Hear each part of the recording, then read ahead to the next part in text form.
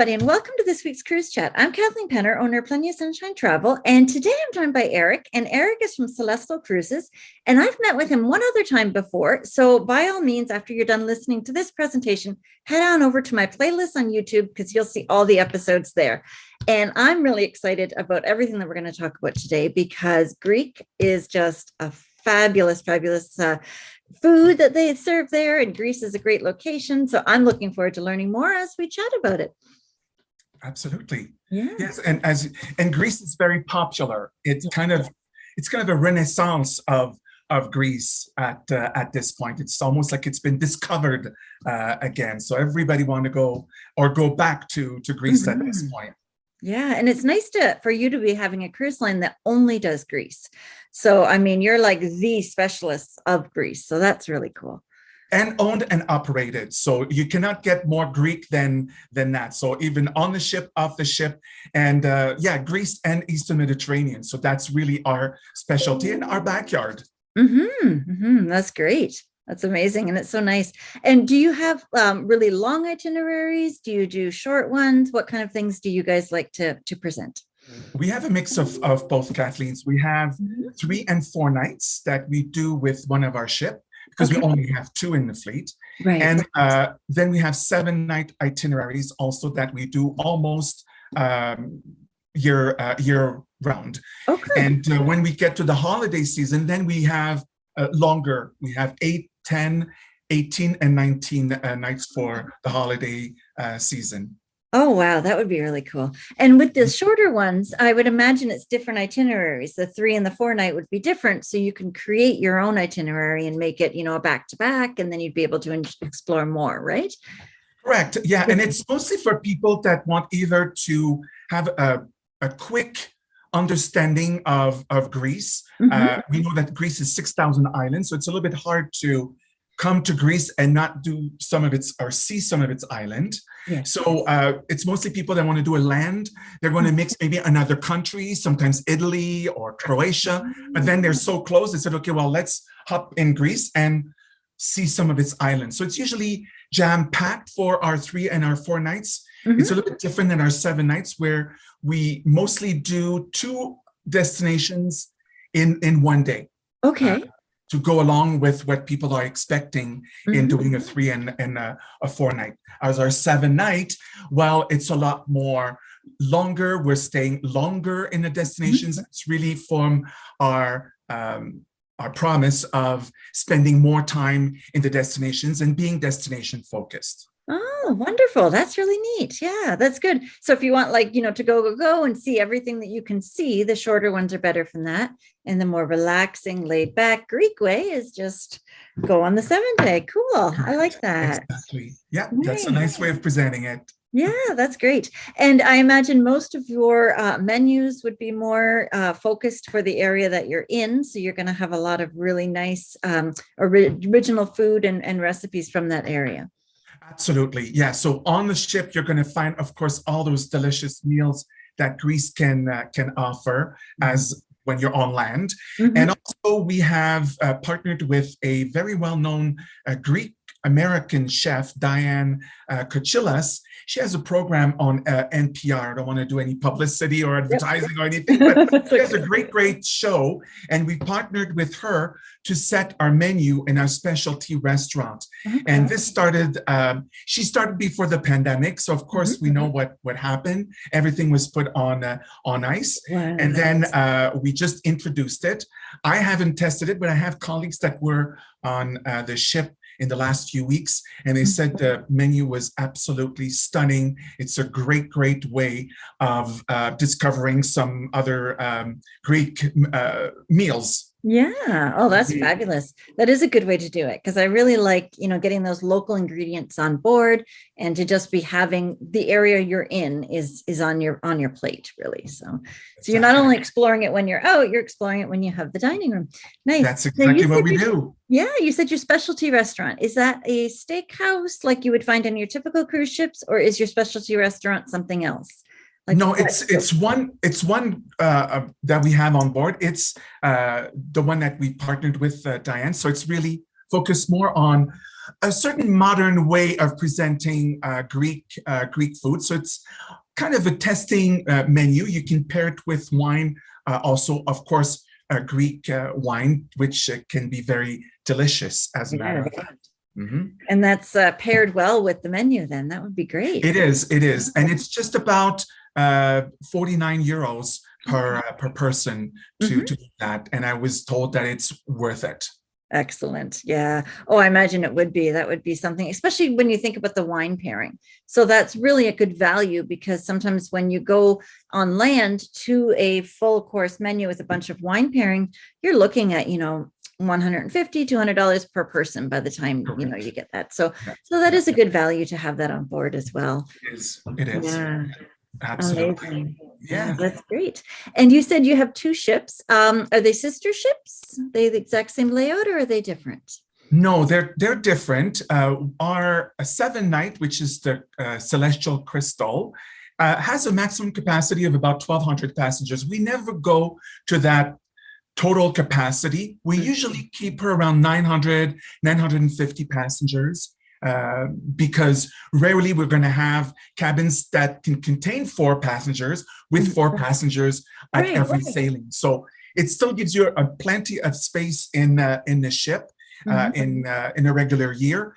We're still in a special year, so we still don't go right now to the full capacity. So that's the Crystal. And then we have the Celestial Olympia, which is about 1,600 passengers. Again, at full capacity. Again, we keep her usually around 1,150 passengers on board. And the Olympia does our 3 and our 4 nights. Okay. Those sound like a perfect size, though, to get in and out of the islands and to explore. That's nice. Absolutely. Yeah. And it makes a difference, because having mid-sized ship, and we always will go with medium-sized ships. We are right now, and it's almost not a news anymore. We will have a new ship next year. It will not be a new build, but it will be a new addition for us. It will replace one of our current ships. But what will be a highlight is we'll be able to offer more balcony option than we currently have. And we know North Americans, the Canadians and the Americans, love their balconies. They've been introduced to balconies years ago, and they really love it. So we need to get on board and get more of those balconies. So this is what we're going to have, but it's still going to be a mid-sized ship, probably 12, 13, 1,400 passengers. Because when you get to these different ports and these different islands, it makes a difference. Again, with our promise of focusing on the destinations, disembarking 1,200, 1,600 passengers is a lot quicker. It maximizes your time in the destinations than going on bigger ships. And I'm not taking anything away from bigger ships. It's according to your liking and what you are expecting, but this is what Celestial can offer. Yes, no, I like that too, because I recently went on a ship that had about 300 people capacity, and boy, was it different. I mean, I'm used to going on those, 3,000, 3,500, and it's like, okay, well, let's start waiting in line to get to, disembark. And you're like, oh, I'm already off. You don't even think about it. It's great. So having a ship, the 1,000 people would be so fast, and it's so good. And then you're not bombarding the area either. So it keeps it more authentic, I guess is the right word, as opposed to being North Americanized with just tourists everywhere. Exactly. Yes. And if you allow me, Kathleen, talking about authentic, we've introduced this year new excursions that we call authentic encounters. They are a smaller group. They're between 6 to 15 people. And that gives us even more of a local flavor and really be part of the city or the island where we go. What is very important is they need to be pre-booked. They are not available on board of the ship. So it's very, very important to see and deal with your travel advisor to pre-book your cruise, everything, including our authentic encounters.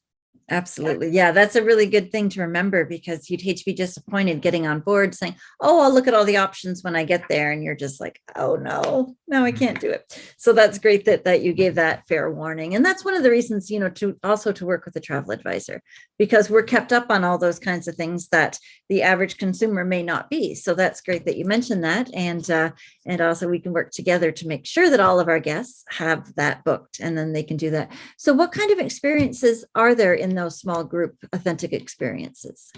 That's a very good question. We're going to have some. I'm putting you on the spot. I'm sorry. No, that's all good. I Okay, love good. it.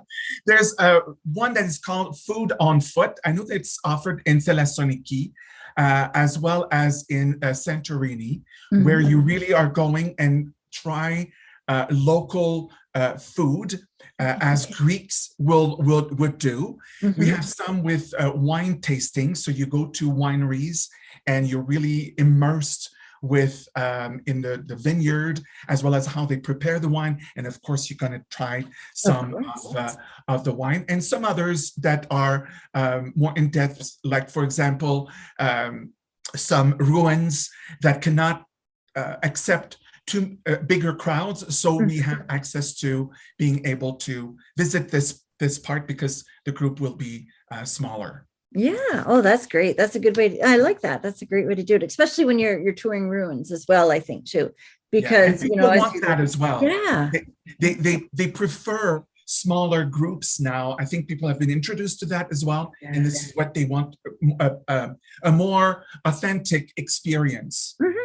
I agree. You find, especially here in Canada after COVID, we've been locked down so much, just told us, so, social distance space, have your own space. And people have gotten used to that and gotten used to, this is my bubble and I don't want too many people in it. So those small group experiences are something that would be, a really big sell, and also amazing to experience the area in that way too.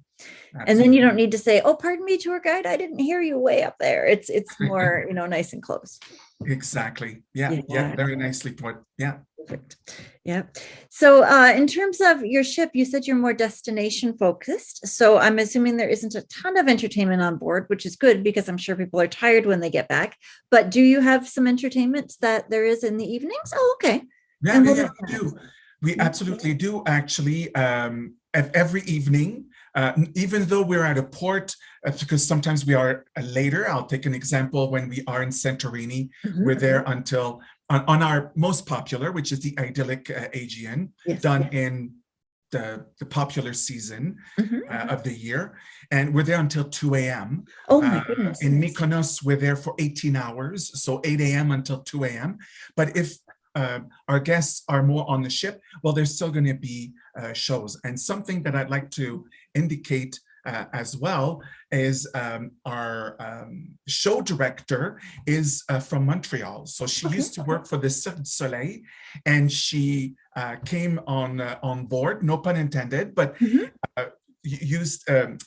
directed the artistic team on board, and she's been with us for many years. I think like 6-7 years now. And it's great to have a fellow Canadian that is looking after our entertainment on board. Yeah. Oh, wow. That's fabulous. That's great. And what kind of things did she incorporate with Cirque du Soleil? Is there, like a similar kind of show, or what's involved with what she's set up? Some are. There's one night that is an ABBA night. So they're at ABBA. And what was the movie called that kind of put Greece in the mix? So they link that together. They have a show which is mostly about the close to a Cirque du Soleil show with acrobatic things happening. There's one more on the Greek culture also. So all sorts of little fun things that they have. So this is from the main entertainment room, but we also have a bar area where we have some folk singers or popular songs that are done also through the day, sometimes in the afternoon, sometimes more in the evening. Amazing. Wow, that's fabulous. Yeah. And in, total honesty, as you can tell, because I'm asking all these questions, I haven't been on your cruise ship yet. So it's good to learn along with everybody who's watching right now. So that's really cool that you have all that stuff. Wow. We'll have to change that, Kathleen. We'll have to bring you on board. Oh, absolutely. I mean, I'm game anytime. All right. That's great. Yeah. It's a beautiful area, and it sounds like it's, a fabulous experience as well on board. So that's really great. And I I realize I'm looking at the ship behind you. There isn't a lot of balconies, as you're mentioning, but you could go, up top and view as you pull into port and just sip your coffee as well. I'm sure that you have, dining rooms or breakfast areas where there's a lot of windows as well. Is there a viewing area that you have for that, or do you need to be on the upper deck? No, all the common areas have windows. Okay.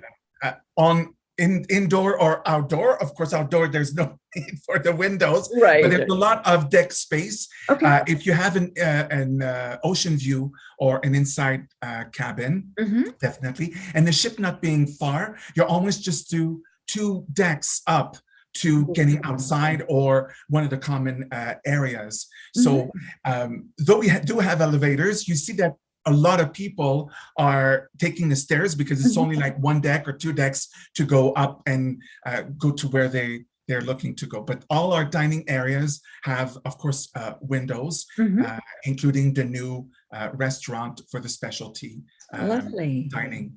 Nice. That's great. Yeah. Thinking about all the stairs, my husband often jokes, well, you know what? If he does the stairs, then he can eat more at the date tables.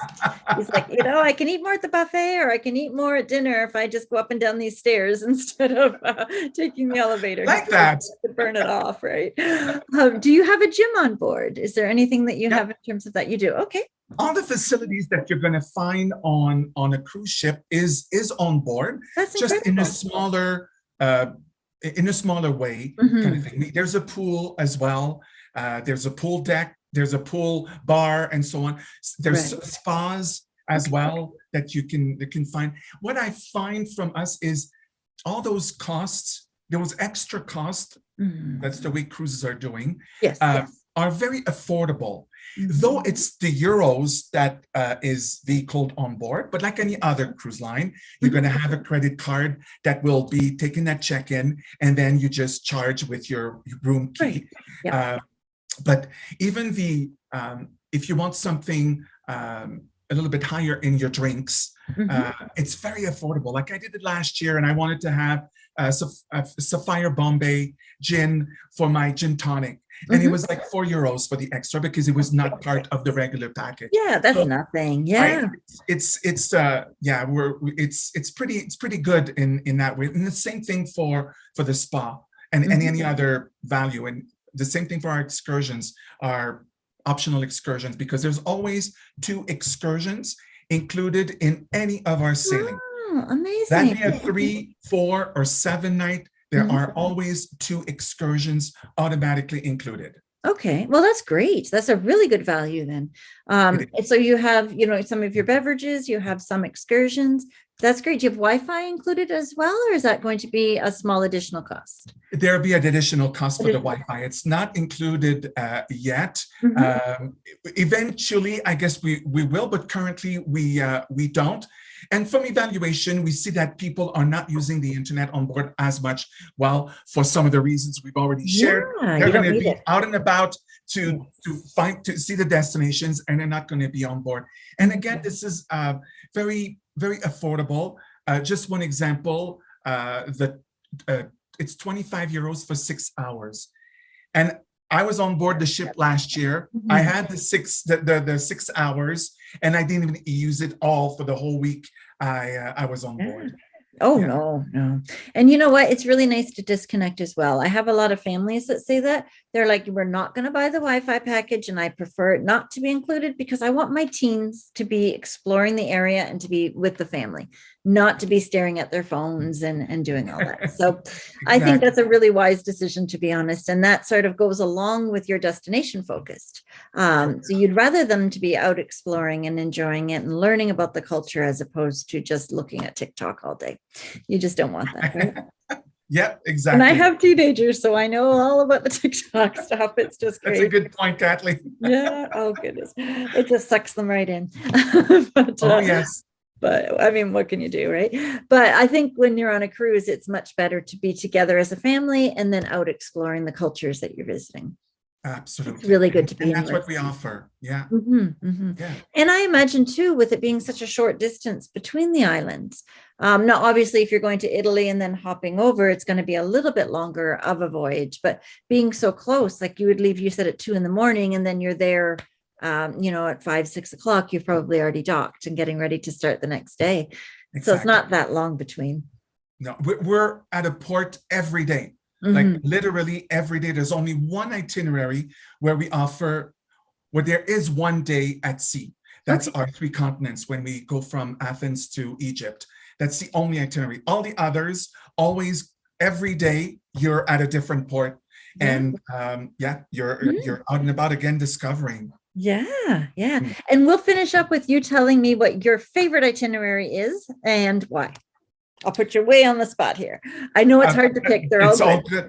My favorite itinerary would be the Eclectic Aegean, which is done more off-season. So in March, April, in the spring, and then in mid-October to about mid-November or so in the year. And the reason is because on that itinerary, we are in Istanbul for 27 hours.